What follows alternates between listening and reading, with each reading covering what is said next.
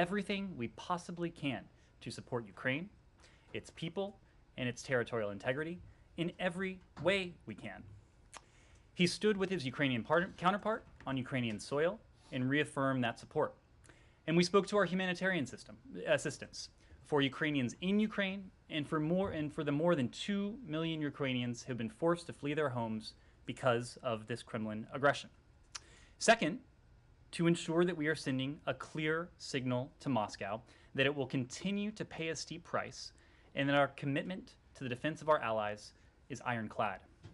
It is clear that the transatlantic partnership is united in strengthening our security assistance to Ukraine, united in increasing our assistance to the people of Ukraine, and united in our efforts to impose costs on the Kremlin for waging this ongoing war of choice. Putin's military plan to quickly capture Ukraine, it is clear now, has failed.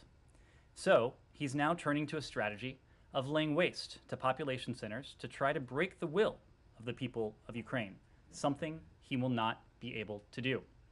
Just yesterday, we saw reports of Russian airstrikes hitting a maternity hospital in Mariupol.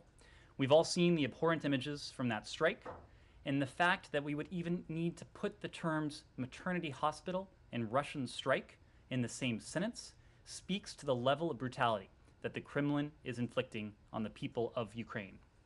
Civilian deaths are multiplying, as is the destruction of civilian infrastructure. Russian forces now encircle multiple Ukrainian cities after having destroyed much of their critical infrastructure, leaving people without water, without electricity, without access to food and medicine. Putin's relentless bombardment, including of civilians trying to flee for their lives, prevents people from safely escaping the inhumane conditions that the Kremlin has created. We continue to call on the Russian government to allow civilians to safely depart the cities and towns of Ukraine that are besieged by Russian forces. Russia's brutality will make effective long-term control of Ukraine impossible. The Ukrainian people have made clear that they won't stand for it. Putin can take a town, he can capture a city, but it is already clear that he will fail in his effort to take the country of Ukraine and its people.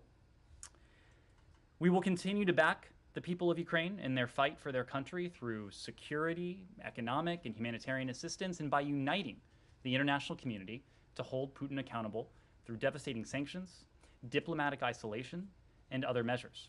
As Vice President Harris noted today, the United States Congress has committed $13.6 billion in humanitarian aid and security assistance to support Ukraine and its people. We've imposed massive consequences on Putin and his cronies for their aggression.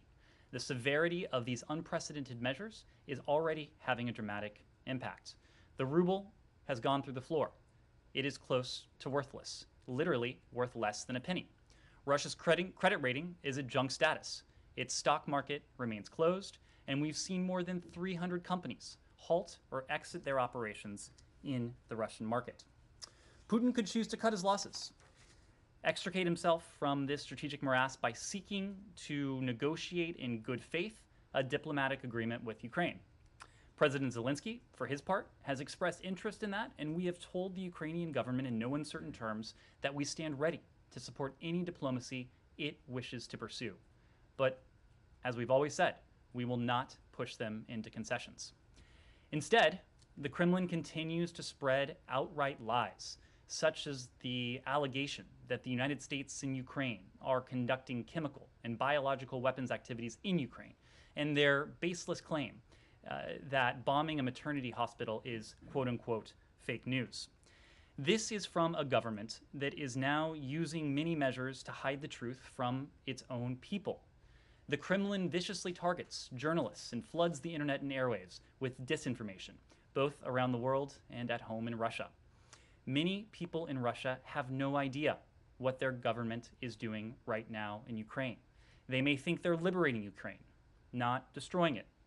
They don't know the extent to which their fellow countrymen, their husbands, their sons, their brothers are coming home in body bags, if the Russian government bothers to bring them home at all. The response to the Kremlin's war has been unity among world leaders in Europe and people gathering around the world to protest President Putin's war of choice including thousands of people in Russia and Belarus coming out to protest peacefully. In the end, we know that Russia will be weaker, not stronger, for launching this war. And already, the international community, including NATO, is stronger and more purposeful than it has been in any recent history. Before we take your questions, one additional note at the top. Tomorrow, on Friday, March 11th, the State Department has the honor of hosting the 8th United States African Union Commission High-Level Dialogue.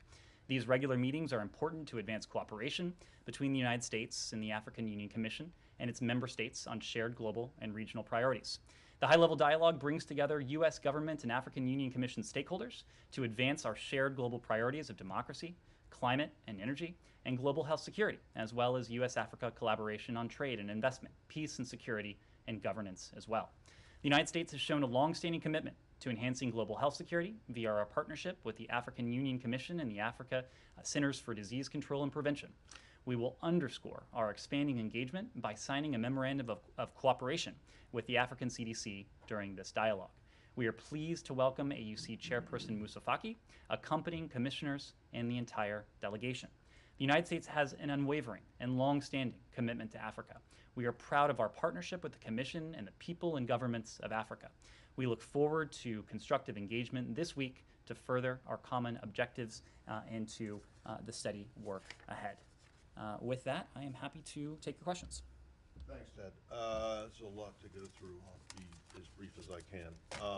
This morning in Warsaw, the Vice President said, among other things, that she supported investigations into potential war crimes by the Russians in Ukraine. And then a little while ago, your ambassador to the United Nations actually came out and flatly said that the Russians had committed war crimes in Ukraine. So I'm curious, what is the administration? Presumably these weren't personal opinions being offered, but I don't know, so I want to make sure. Does the administration, one, believe that Russia has committed war crimes in Ukraine, and two, are you pushing for an investigation, a war crimes investigation, and if you are, by whom? Because we all know well the U.S., well, Russia's not a member of the ICJ, neither is Ukraine, and the United States certainly isn't either. So are you looking at an ad hoc kind of tribunal, or what's the situation, or is it just too early to?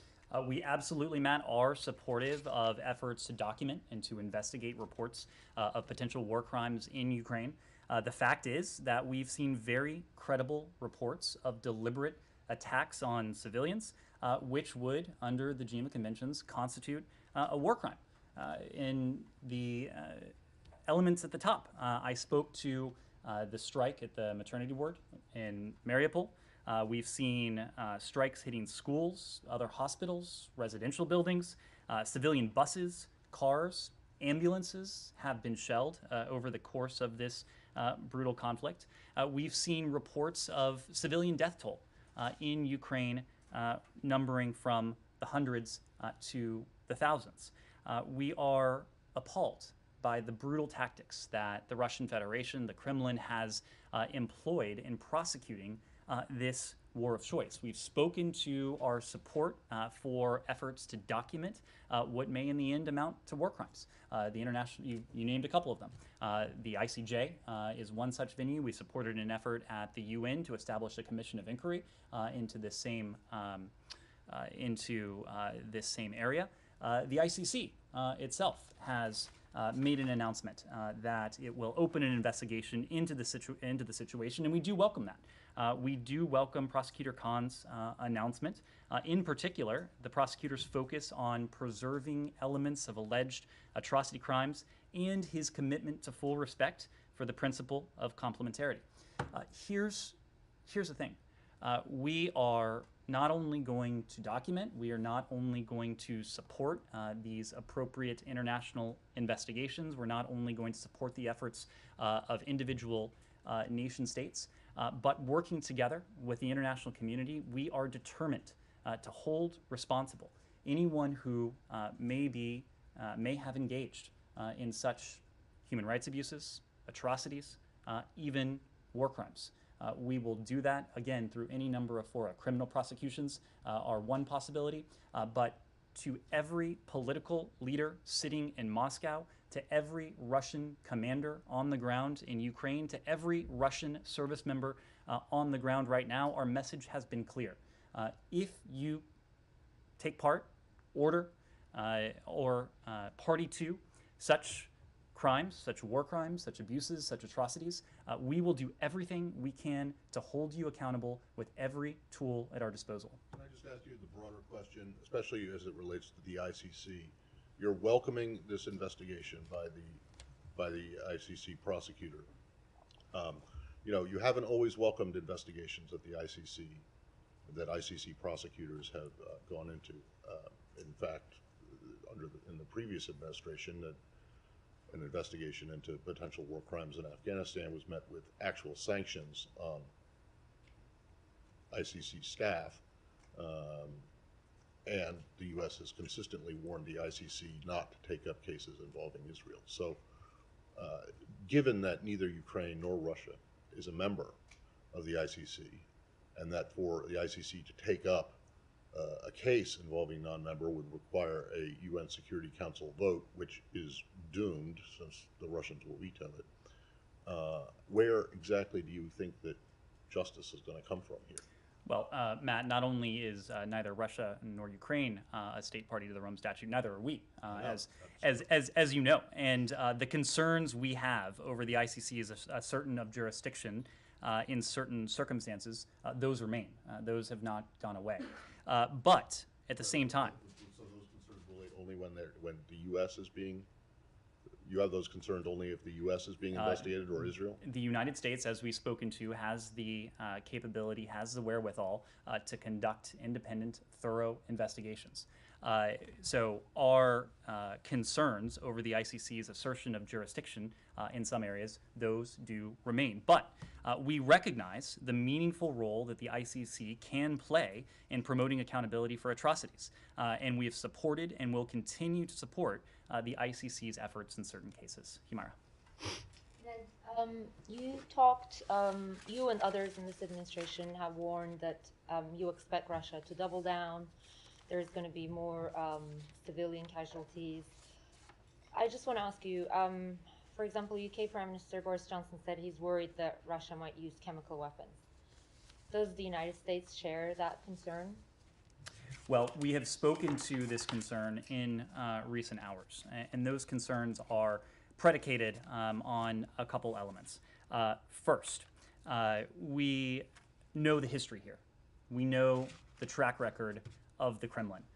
This is a government that has used banned chemical weapons on its own people in the past. They have done so on Russian territory. They've done so on British soil.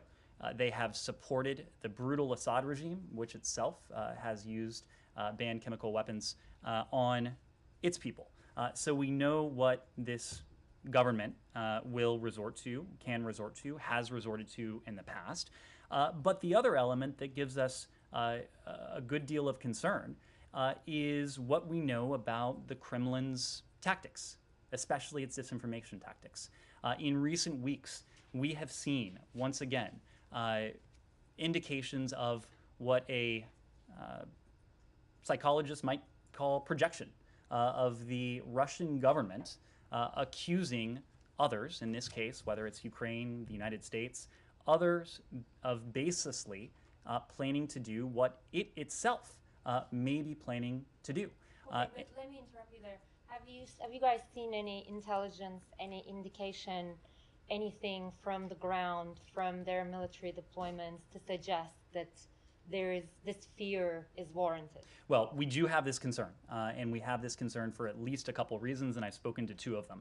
Moscow's track record in this regard, and also the increasingly concerning rhetoric that may be construed as, once again, Moscow projecting onto others what it has intended to do all along. The fact is that as this crisis built up, as Moscow built up its forces, we have seen them engage in this type of rhetoric and this type of disinformation previously. We've seen the false flag operations. We've seen the pretextual provocations that Moscow put forward. So there are a number of elements that undergird our concern for this, and it's something we'll be watching very closely. And can you give us a sense of the kind of scenarios U.S. is looking at right now? Is NATO being sucked into war one of them, and how prepared are you for that? Well, our overriding objective is to bring this conflict to a close, to save lives, to do all we can to bring this conflict to an end. As a complementary objective, we are doing everything we can to see to it that this conflict does not expand, that this conflict does not cost even more lives, that this brutal conflict that Russia is waging against Ukraine does not become a war between Russia and a much broader set of countries or a broader bloc. So we are supporting our Ukrainian partners. We are providing them with massive amounts of security assistance, precisely what it is they need to defend themselves. And I think we have seen in the fact that Putin's forces have been largely stalled in parts of the country is a testament to the effectiveness of the willpower of the Ukrainian people who are taking on these forces with security assistance that the United States, that our NATO allies, and others have provided to them. You do realize that's not what I asked. Are you guys actively looking at a scenario where NATO is involved, is sucked into this? Humara, we are always looking at contingencies, but in this case, we are doing everything we can to ensure that in the first instance, this conflict comes to a close as quickly as it can be achieved in order chiefly to save lives and to ensure to do everything we can to see to it that this conflict doesn't expand beyond what it already entails. Yes. So you were mentioning you're looking at everything the Ukrainians need to fight, to resist. One of the things they are asking for and they say they need is aircrafts and jets. After the back and forth with Poland over the last few days, and since the secretary was in Poland just a few days ago, has the US made a final determination that the risk-benefit of a NATO country sending aircraft, combat aircraft to Ukraine is not in favor of sending them? You're ruling out that a NATO country should send combat aircraft to Ukraine, or are you still looking at other ways to do that and to transfer planes to them? Francesca, we have been consistently responsive to Ukraine's security needs. That is reflected in the massive amount of security assistance we provided to our Ukrainian partners in the past year, more than $1 billion over the last year. More than $250 million has been delivered to our Ukrainian partners in the last several days alone. On top of that, we are grateful to the U.S. Congress, and you heard from the Vice President today. There's now a package that has passed the House of $13.6 billion, about half of which would be destined for security assistance for Ukraine. So as part of our desire to be responsive to Ukraine's requests, when our Ukrainian partners made a request for planes, we said we would absolutely look into it. You heard from the Department of Defense yesterday that the department has and vocalized two primary concerns. The first concern is that aircraft are not principally what our Ukrainian partners need at the moment. And that is the case for a couple reasons. When you look at the destruction that the Kremlin has wrought over parts of Ukraine, much of that is due to missiles. Much of that is due to rocket fire. Much of that is due to artillery. These are not weapons that airplanes are best suited to take on. We also know that the Ukrainian Air Force has several squadrons of fully mission-capable aircraft. Russia's air presence is formidable. but their effectiveness has been limited due to Ukraine's strategic, operational, and tactical ground-based air defense systems. These are surface-to-air missiles. These are manpads. So what you heard from the Department of Defense yesterday is that we will continue to provide our Ukrainian partners with the surface-to-air systems that they need to take on the threat that they face from Russian missiles, from Russian rockets, from artillery. We've been doing that already. We're determining what more we might be able to do to effectively equip our Ukrainian partners to take this on. But there's a second consideration that you also heard the Department of Defense speak to yesterday, and this gets back to Humeyer's question. The IC, the intelligence community, produced an assessment that the provision of planes in this manner, the fighter jets that you referred to, in this manner, could be viewed by Moscow as escalatory. It is incumbent upon us to do everything we can to bring this conflict to a close, to save as many lives as we can, and to do everything we can to see to it that this conflict does not expand, that this does not become a broader war between Russia and other countries or blocks of countries. So we will continue to provide our Ukrainian partners with the assistance they need.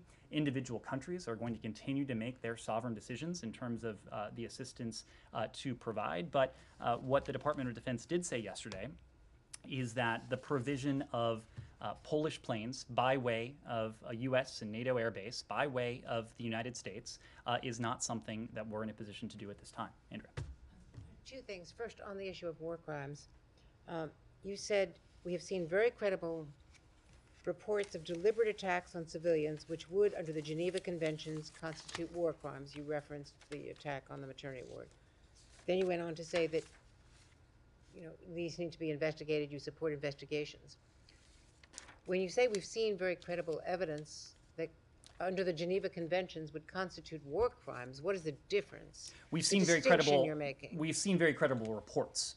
Reports. Part of the reason why we welcome the Prosecutor General of the ICC's announcement of the investigation into the situation in Ukraine is the focus on the preservation of evidence.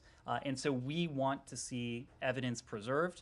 We are and will be in the process of marrying reports with evidence from the ground. And if we determine, if the international community determines that war crimes have been committed, that atrocities have been committed, that human rights abuses have been committed, we absolutely will hold the perpetrators accountable, whether they sit in Moscow or whether they're commanders on the ground in Ukraine.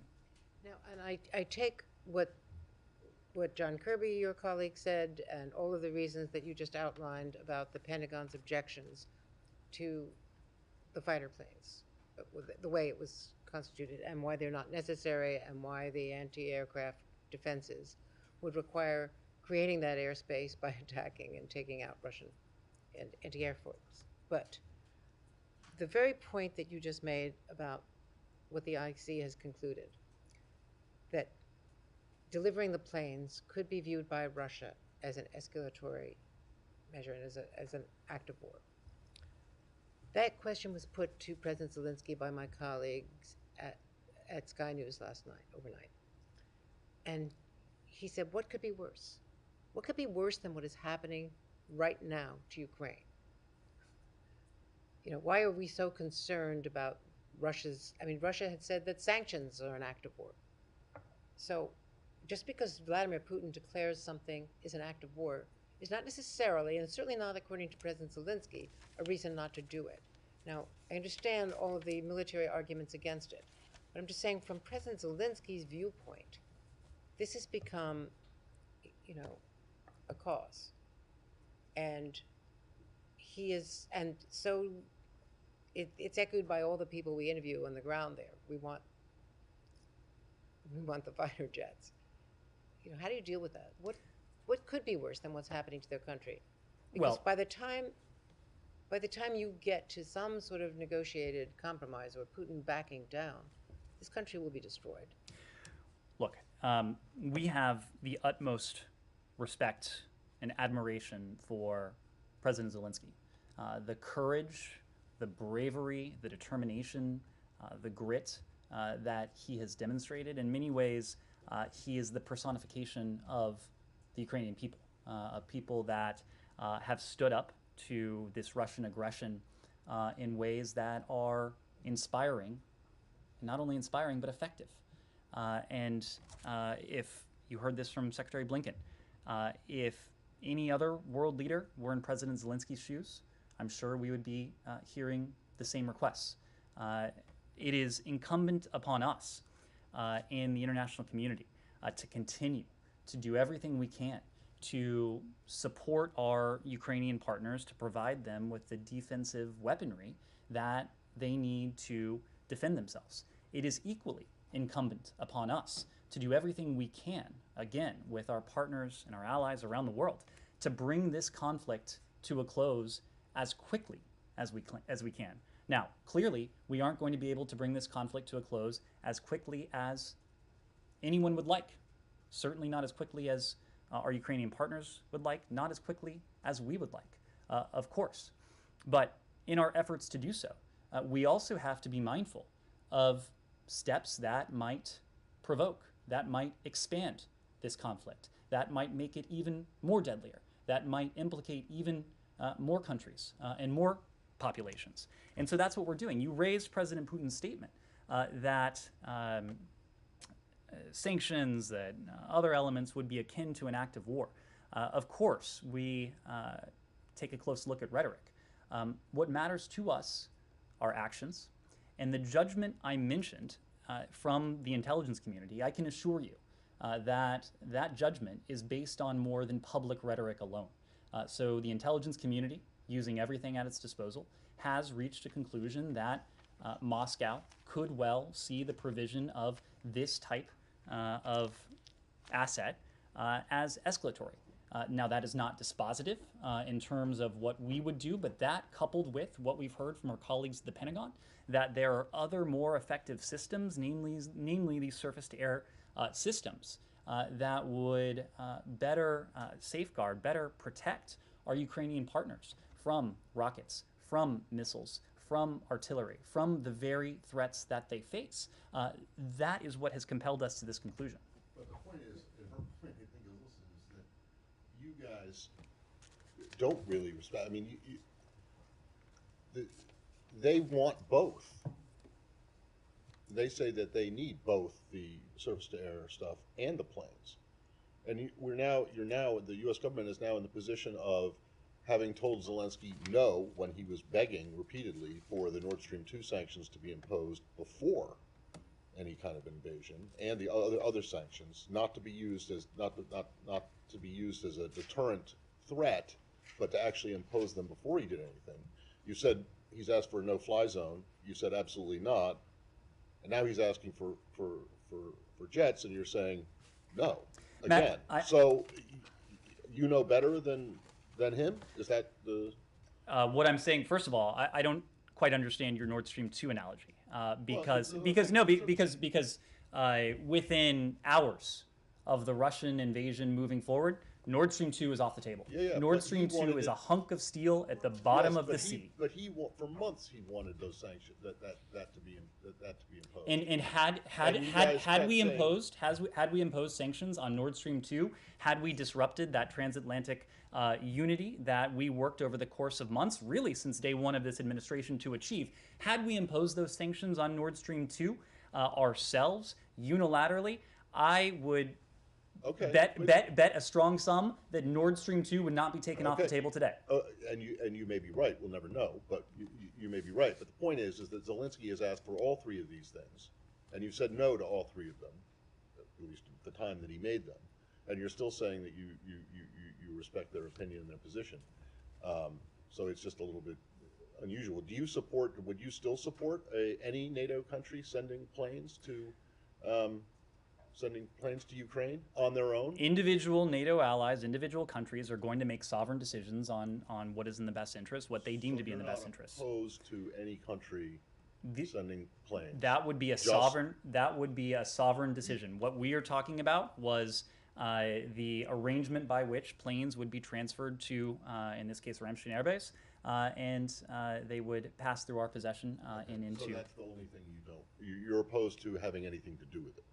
As you've heard, the Department of Defense has concluded that there are other systems that we have provided and may be in a position to provide even more of that would be more effective for our Ukrainian partners in taking on the threats that they face. Yes. Thank you, Ned. Glad to be back in this room.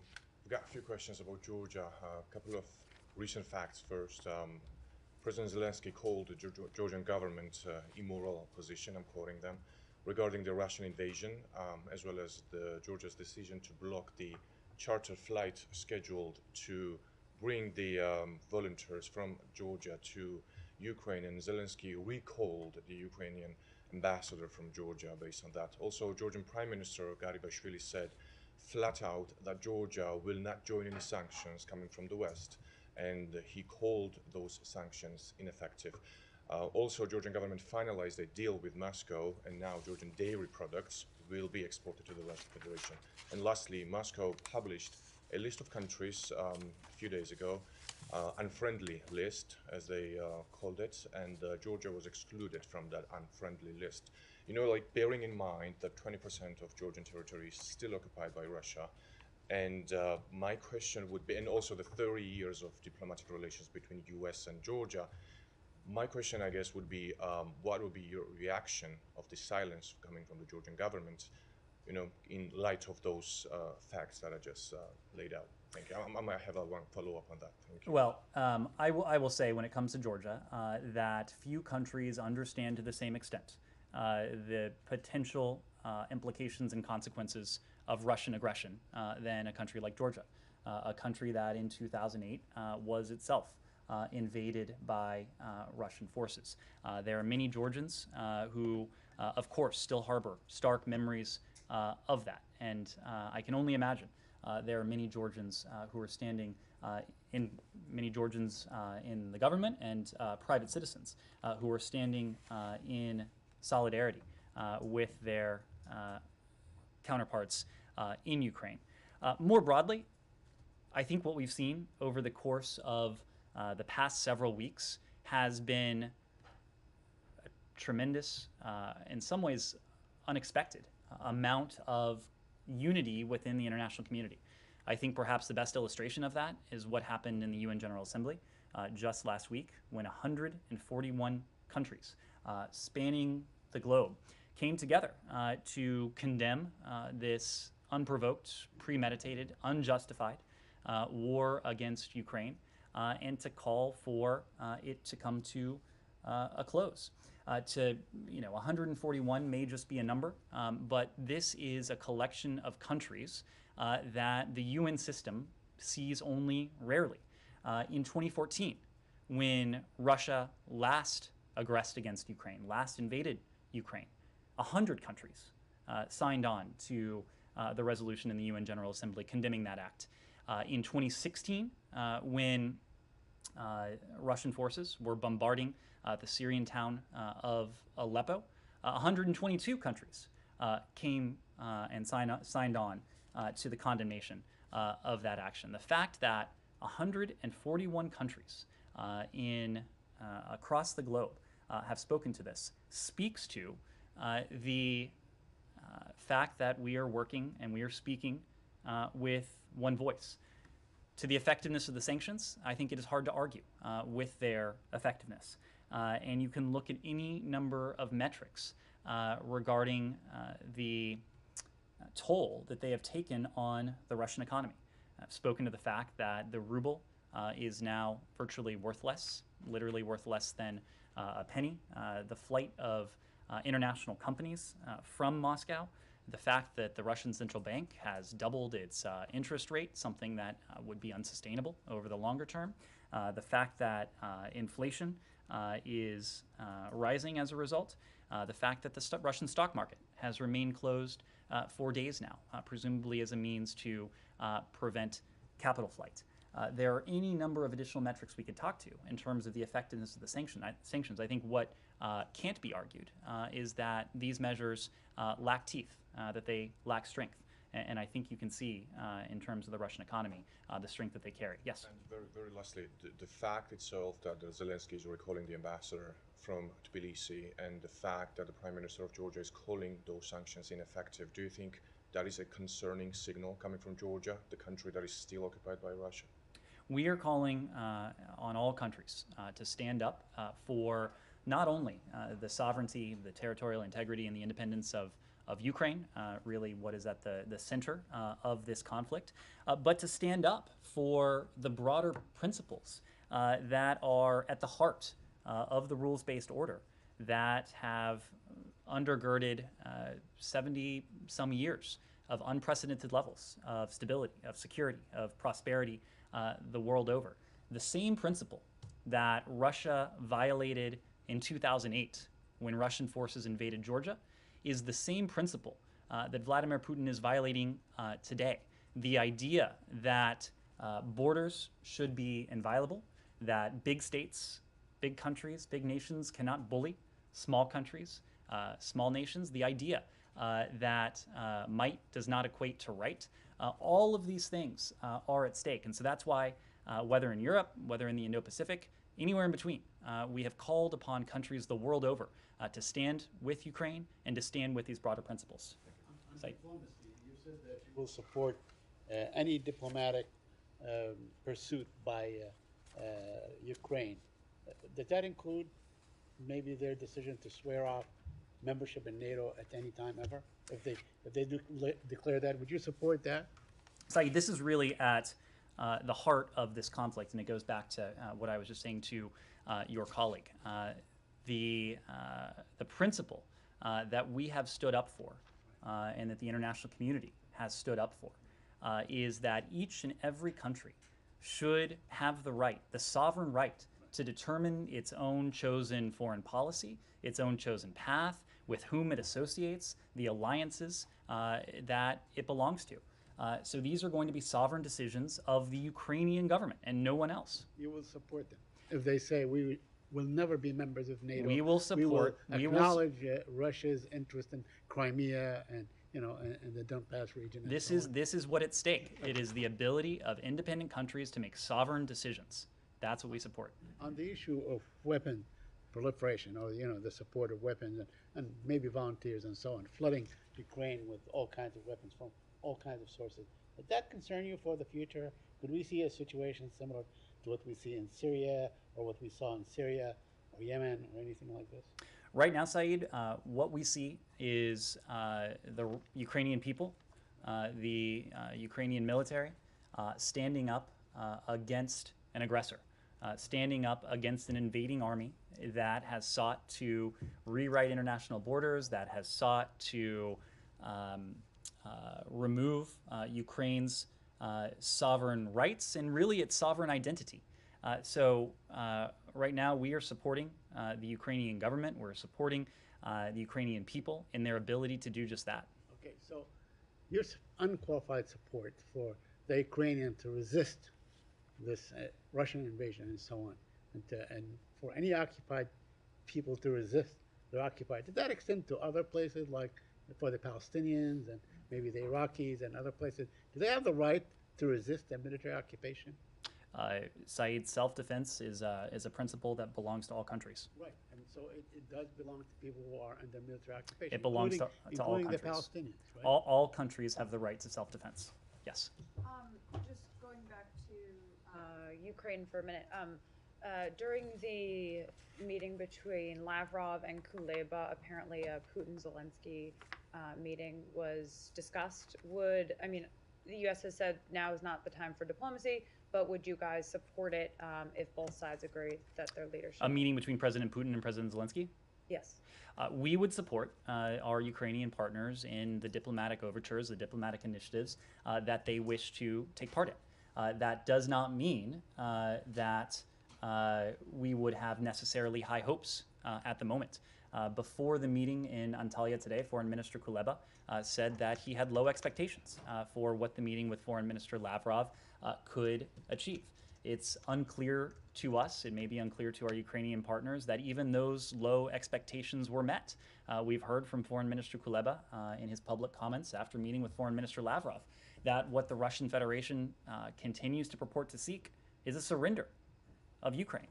Now, clearly, that is not something that can be achieved or solved or addressed through diplomacy. And our concern in all of this, and this is a concern that predates the start of the invasion, we actually spoke to this before the invasion began, is that the Russian Federation is taking part in something you might call, and what the Secretary has called, the pretense of diplomacy. Going through the diplomatic motions, sometimes theatrically, sometimes at high levels, as you really invest, and in this case the Russian Federation invests, its resources, its efforts, not in the machinery of diplomacy, but in the machinery of war. That is what we saw prior to the invasion. It is our concern that what we're seeing now continues to be little more than a procedural pretense with Foreign Minister Lavrov, prior to that, lower-ranking officials taking part in these diplomatic gatherings. The challenge for Russia, though, is really twofold.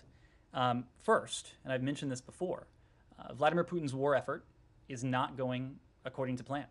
Unless, of course, it was his plan to meet stiff resistance from the Ukrainian people, for his convoys to be bogged down, for his soldiers to be encountering heavy losses. I do not suspect that was his plan. The other challenge that President Putin now faces is that his economy is in a freefall. We've spoken to the metrics. I don't need to go into that again. But not only is his economy in a freefall, his financial system is flailing, but perhaps even more importantly, his strategic positioning in the world now, and certainly going forward, it is similarly diminished. So in our estimation, the status quo, in some ways, is not tenable for Moscow. So even if it is engaging in little more than the pretense now, the pressure it's encountering on the battlefield, the economic dire straits that it's in back at home, it is certainly our hope that those forces will combine and it will push the Russian Federation to the negotiating table in a way that actually involves good faith, in a way that actually involves a genuine effort and desire to bring this conflict, to diminish the violence, and ultimately to bring the conflict to a close. We haven't seen that yet, but we will continue to mount pressure on the Kremlin, on President Putin, until we do. Is there a reason to believe that Putin would come to the table in good faith now if he were to meet with President Zelensky? I mean, you say that everything they've done is a pretext, so is your expectation that said meeting possibly would also be not actual efforts towards a diplomatic end? It would entail a change of course. Of course, we wouldn't rule out a change of course, but we would need to see the Russian Federation show up with a different disposition. Okay, and just one more on U.S. diplomacy. Beyond what you guys are saying publicly to Russia, are you getting any private messages to Russian officials, either directly through our diplomats that remain at the embassy or through a third party? Are you, clearly stating what you're saying publicly to them privately as well? Well, I will say this. There are a number of countries around the world who have engaged the Russian Federation, including at senior levels. As you know, on our way home from Europe last week, we stopped in Paris. This week. These days are a blur. Secretary Blinken had an opportunity to meet with President Macron. A large part of that discussion was President Macron's engagement with President Putin, with France's engagement with the Russian Federation. We had a chance in Europe to meet with Foreign Minister Lapid of Israel. As you know, Prime Minister Bennett was recently in Moscow. A large portion of that meeting was dedicated to comparing notes and to hearing from our Israeli partners what they had heard in turn from the Russians. Chancellor Scholz and other Germans have engaged with the Russian Federation. President Biden today spoke to President Erdogan of Turkey, and of course Turkey hosted today's ministerial level meeting between Foreign Minister Lavrov and Foreign Minister Kuleba. So all of these diplomatic efforts are being well coordinated with us. We have very good visibility and insight into what these efforts entail, what our allies and partners have heard or not heard, as the case might be, from the Russian Federation. And in turn, our allies and partners have a very good idea of where the United States is, and should they need to convey anything about the United States, that is at their discretion. Okay, so there's no U.S. direct contact to Russia right now. As you know, there was a meeting on the books between Secretary Blinken and Foreign Minister Lavrov a couple weeks ago now. We determined at the time that under the present conditions, and those strategic conditions have not changed, that the time was not ripe for engagement between the United States and Russia in this regard. Yes, sir. One last question. Has Ambassador Sullivan met with anyone in Russia, any Russian officials in recent weeks? It's the job of an ambassador everywhere to meet with the host government. So that work continues. You mentioned the Israeli Prime Minister visit to Moscow and so on. Are you somewhat disappointed in the sort of timid condemnation by Israel and, in fact, the absence of a position by the Palestinian Authority on the invasion of Ukraine?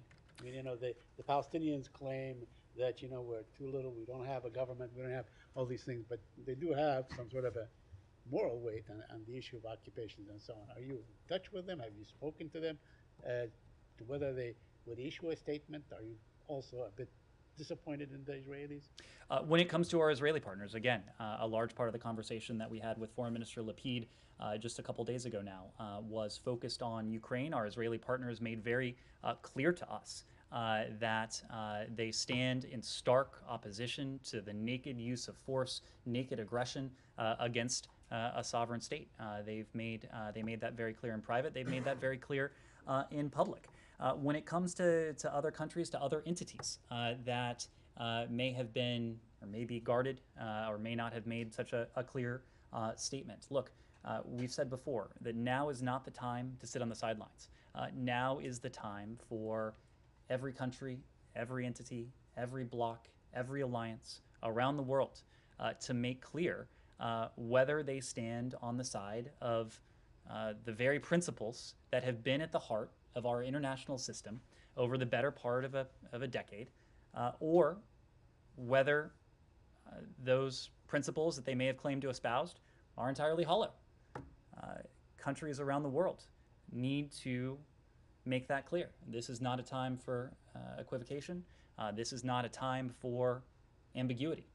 We have been heartened by the fact that the vast majority of the world's countries have stood up, some of them in the form of a UN General Assembly vote, some of them by exercising their voice on the world stage, some of them through other forms, have stood up to clearly and starkly condemn this, and we are encouraging countries, entities, alliances, blocs around the world to do just that. Yes, sir.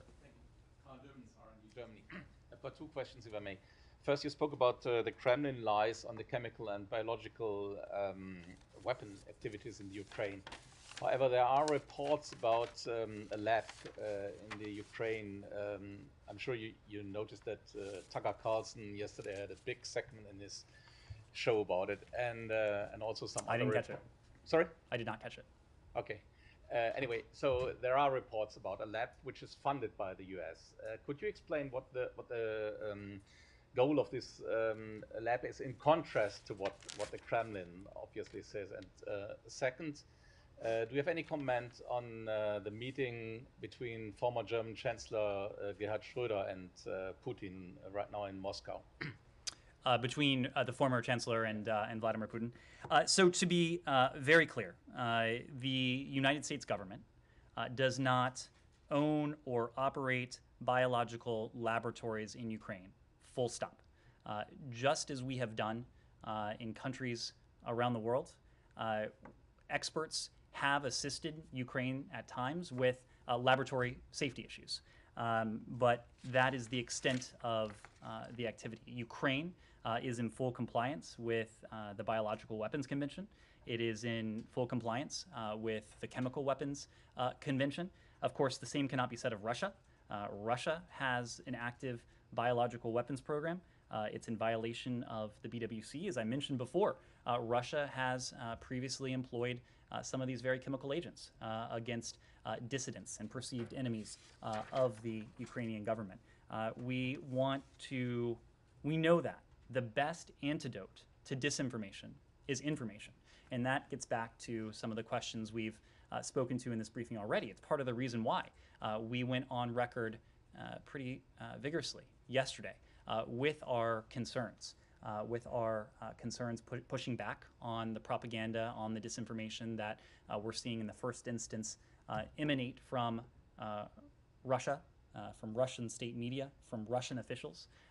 And we want to do everything we can to ensure that that disinformation isn't parroted by those who may be unwitting or who may have a different agenda.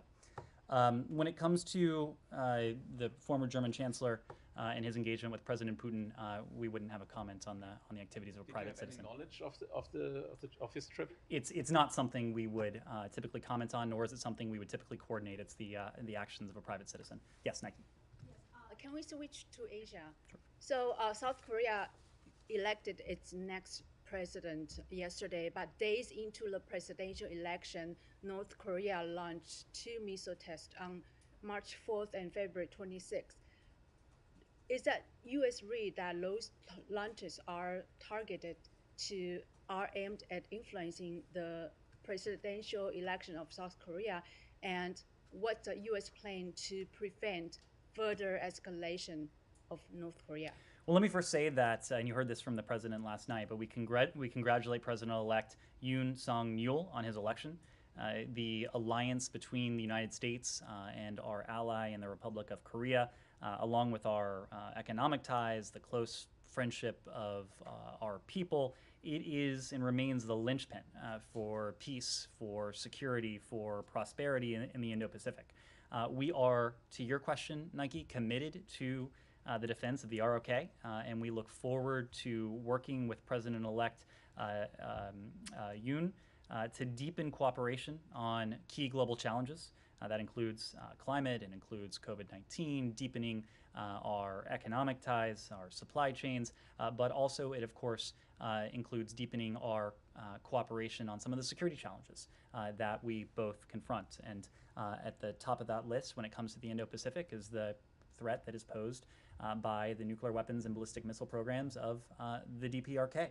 I wouldn't want to speak to possible motivation of any DPRK ballistic missile launches. This is something, of course, that the DPRK has done fairly consistently over the years. In recent months, too, we've seen a spate of these launches, but whether any particular launch or series of launches had a particular motivation in mind is just not something I would speak to. Were those ICBM launches? These are ballistic missile launches, and we've been very clear that we condemn the ballistic missile launch. This launch, like the other launches earlier this year, it's a clear violation of multiple UN Security Council resolutions. It demonstrates the threat that is posed by the DPRK's illicit weapons of mass destruction program, its missile program. These are threats that really strike at peace and security within the Indo-Pacific and beyond. That is why we have stood resolutely with the international community, called on the DPRK to abide by these Security Council resolutions, to refrain from further provocations, and to engage in substantive and sustained dialogue. Our commitment to our treaty allies in the Indo-Pacific, including Japan, Republic of Korea, it is ironclad. We will continue to work closely with them on the type of pragmatic, practical steps that we believe can help achieve the complete denuclearization of the Korean Peninsula. That remains our goal. I'm sorry, can you be more specific what exactly U.S. is going to do to prevent more launches or escalation from North Korea? What steps?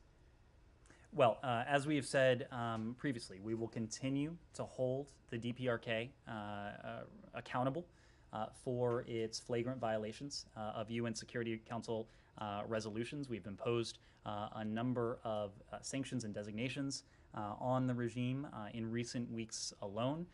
The UN Security Council has taken up this challenge with urgency. All the while, we have continued to reach out to the DPRK. We're committed to pursuing a diplomatic approach to this challenge.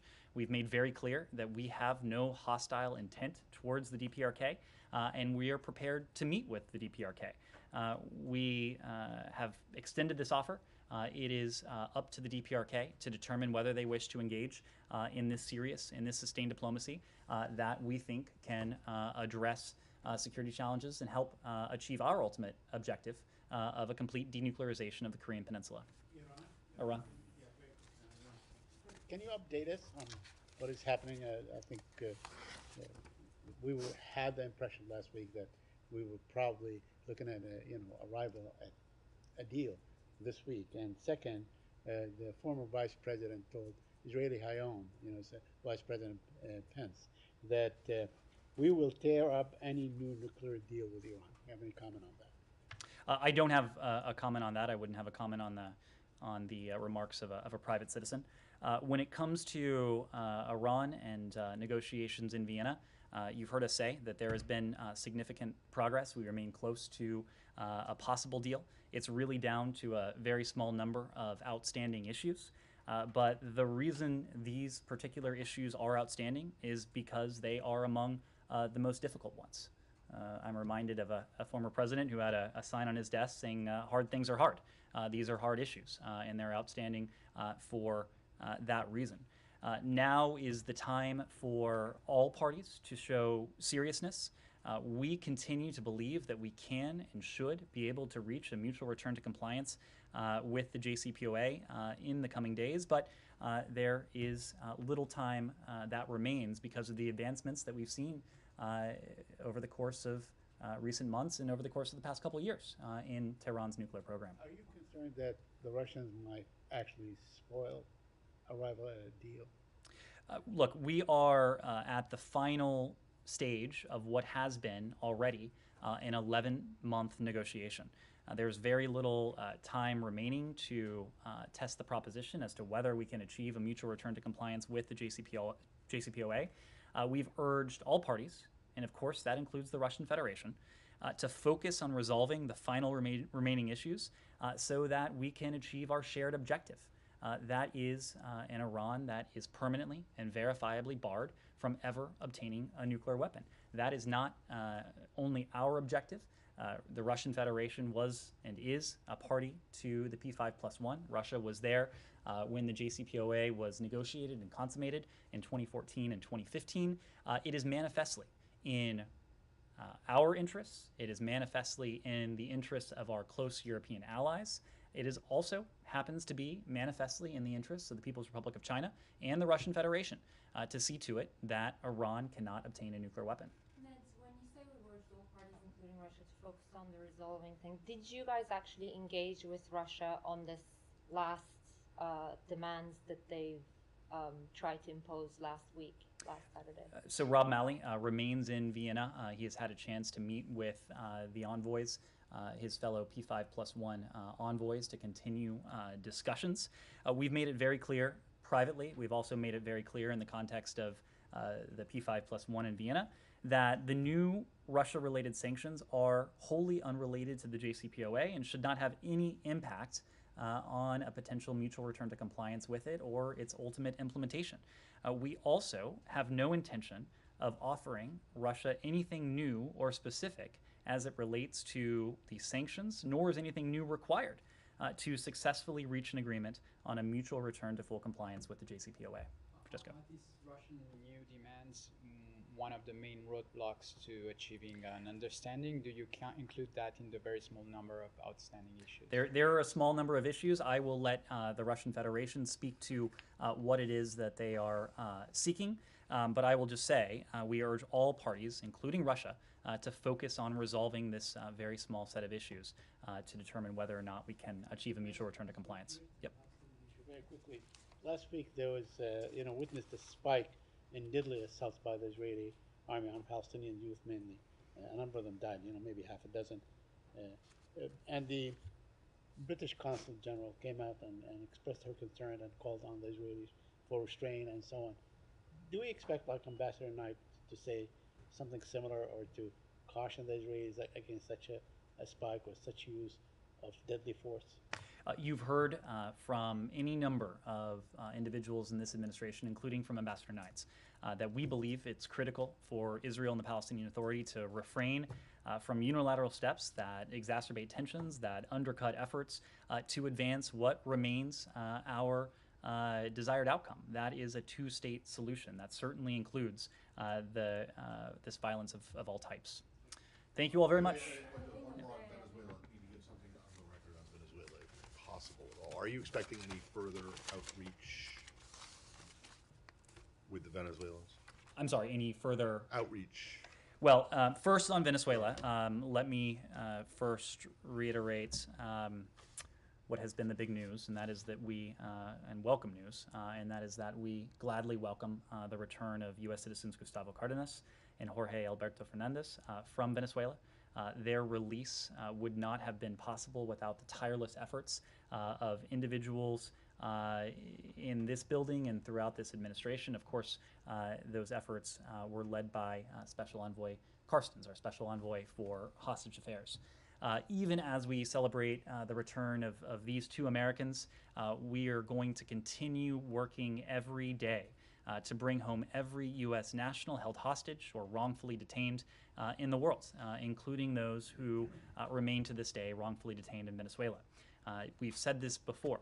We've said this in unison with our allies and partners around the world, that the practice of wrongfully detaining third country nationals represents a threat to the safety and security of everyone traveling, working, living abroad. We oppose this practice anywhere. We oppose this practice everywhere. So one of the purposes of this visit was to ensure the health and well-being of U.S. nationals detained by the regime in Venezuela and to press for their release. Of course, we were able to welcome home two of them, but certainly the delegation sought to ensure the health and well-being of all those detained. We also noted Maduro's statement that he is willing to return to negotiations with the opposition's unitary platform, which we believe to be an important and a positive step. We continue to believe that Venezuelan-led comprehensive negotiations, they represent the best mechanism available to restore Venezuelan democracy and the rule of law. And that's why we support the unitary platform's goal of immediately resuming negotiations with the Maduro regime to restore free and fair elections, democratic institutions, and the rule of law, as well as respect for human rights in Venezuela.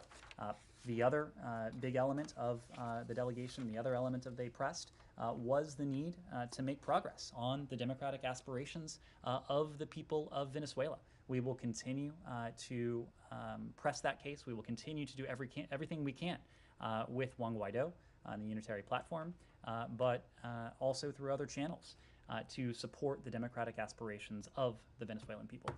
Thank you all. There's been no change. We recognize Juan Guaido as the interim president. Thank you.